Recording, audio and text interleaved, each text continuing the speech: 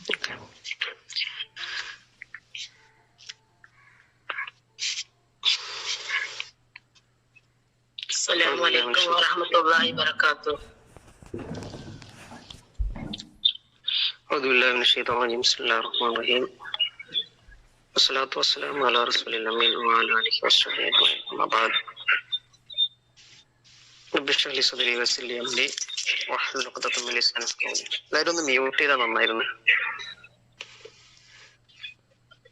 ബിസ്മില്ലാഹിർ റഹ്മാനിർ റഹീം. ولما جاءت رسلنا لوطا سيء بهم وضاق بهم ذرعا وقال هذا يوم عصيب. صدق الله العظيم.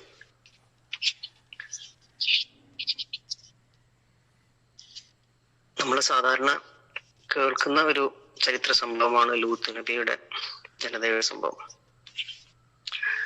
ഞാൻ ഓതി വെച്ച ആയത്ത് സൂറത്തുൽ ഹൂദിലെ 77-ാമത്തെ ആയത്താണ്. അതിന്റെ ലൂത്ത് നബിയുടെ ജനതയുടെ പര്യവസാനത്തെ കുറിച്ച് സംസാരിക്കാൻ വേണ്ടിയിട്ടല്ല. ലൂത്ത് നബി ആ ഒരു സന്ദർഭത്തിൽ ലൂത്ത് നബി അനുഭവിച്ച മാനസിക പ്രയാസത്തെ കുറിച്ചൊന്ന് ഓർമ്മിപ്പിക്കാൻ വേണ്ടിയിട്ടാണ് എന്ന് ഉദ്ദേശിക്കുന്നത്. ഇൻഷാ അല്ലാഹ്. നമുക്കറിയാം, മലക്കുകൾ ഇബ്രാഹിം നബിയുടെ അടുത്ത് ചെന്ന് മകനുണ്ടാകുന്നതിനെ കുറിച്ച് സന്തോഷ വാർത്ത അറിയിക്കുന്നു.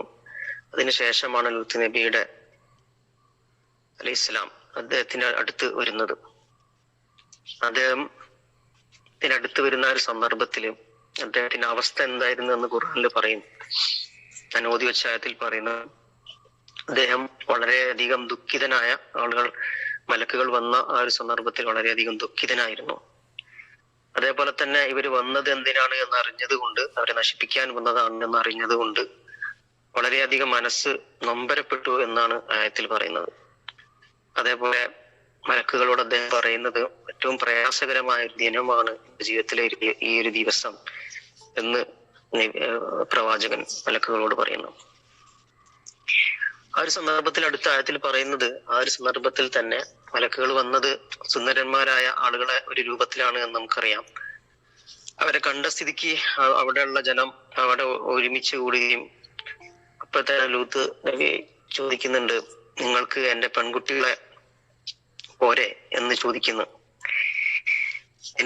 ഈ അതിഥികളുടെ വിഷയത്തിൽ എന്നോട് എനിക്ക് നിങ്ങൾ മാനക്കേട് ഉണ്ടാക്കരുത് എന്നൊക്കെ പറയുന്നു. ഞാനിതൊക്കെ പറയുന്നത് എന്താണെന്ന് വെച്ചാല്, ആ ഒരു നിമിഷം നമ്മൾ ആലോചിക്കുക, ഒരു പ്രവാചകനായ ഒരു മനുഷ്യനായ ഒരു പ്രവാചകനാണ്. അദ്ദേഹത്തിന്റെ മനസ്സിലുള്ള പ്രയാസങ്ങളും ബുദ്ധിമുട്ടുകളും മാനക്കേടിലാകുമോ എന്ന പേടിയും, സ്വന്തം മക്കളെ തന്നെ മറ്റുള്ളവർക്ക് വിട്ടുകൊടുക്കാൻ ഞാൻ തയ്യാറാണ്, എങ്കിലും നിങ്ങൾ ഈ ഒരു നീചവൃത്തിയിൽ നിന്ന് മാറി നിൽക്കണേ എന്ന് പറയുന്ന ഒരവസ്ഥയൊക്കെ നമ്മുടെ മനസ്സിലൂടെ ഒന്ന് ഓടിച്ചു പോവുക.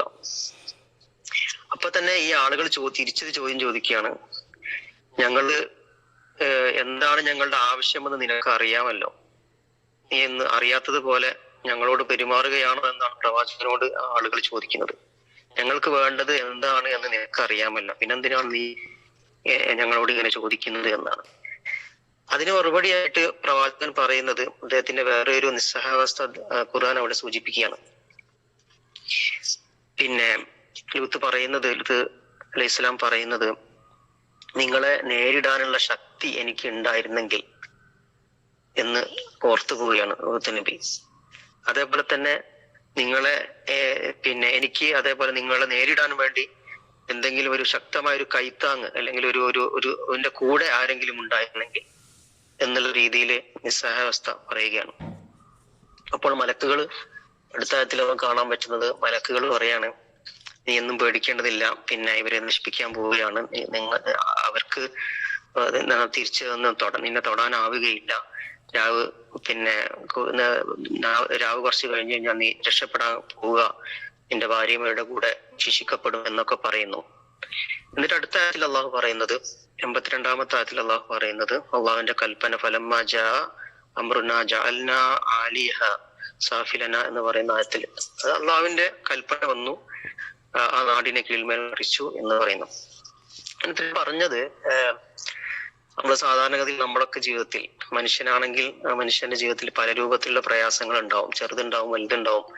ചിലപ്പം പേഴ്സണലി നമ്മുടെ വ്യക്തിപരമായ വിഷയത്തിലുണ്ടാവും, കുടുംബ വിഷയത്തിലുണ്ടാവും, നാട്ടിലുണ്ടാവും.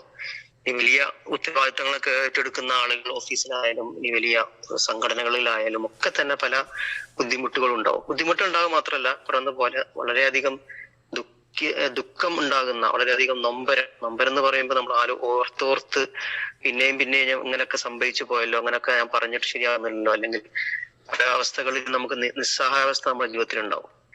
ചില അവസ്ഥകൾ നമുക്ക് മാനക്കേടുകൾ ഉണ്ടാവും.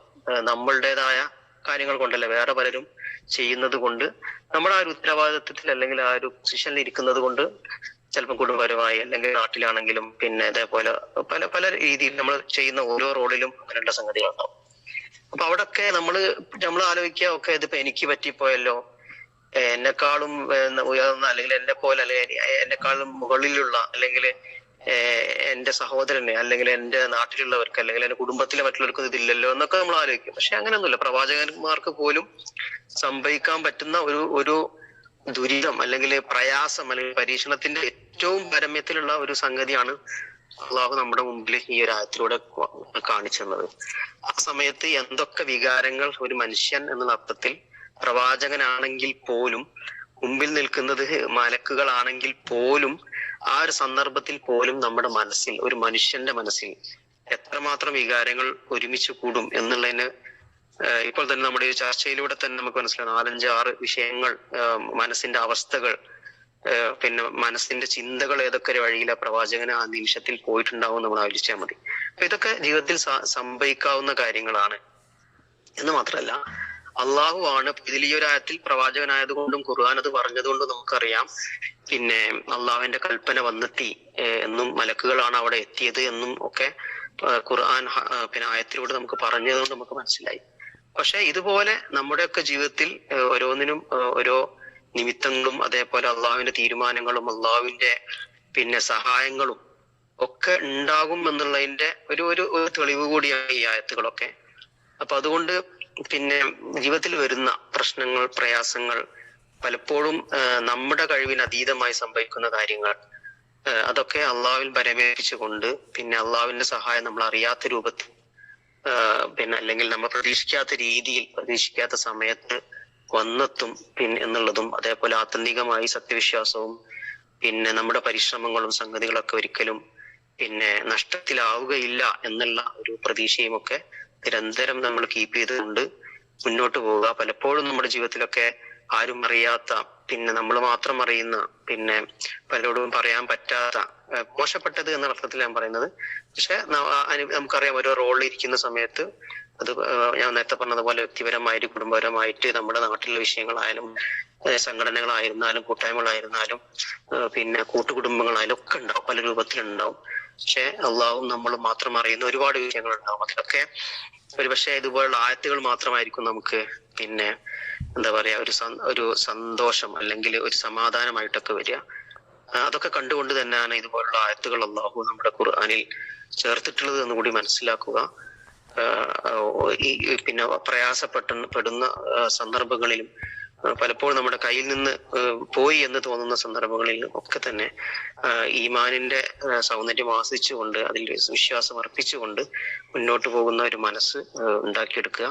അള്ളാഹു നമ്മെ സഹായിക്കട്ടെ. റബ്ബനാ വലംനാ അൻഫുസനാ വഇൻ ലം തഗ്ഫിർ ലനാ വതർഹംനാ ലനകൂനന്ന മിനൽ ഖാസിരീൻ. റബ്ബനാ ആതിനാ ഫിദ് ദുനിയാ ഹസനത്തും വഫിൽ ആഖിറതി ഹസനത്തും വഖിനാ അദാബന്നാർ. അസ്സലാമു അലൈക്കും വറഹ്മത്തുള്ളാഹി വബറകാതുഹു.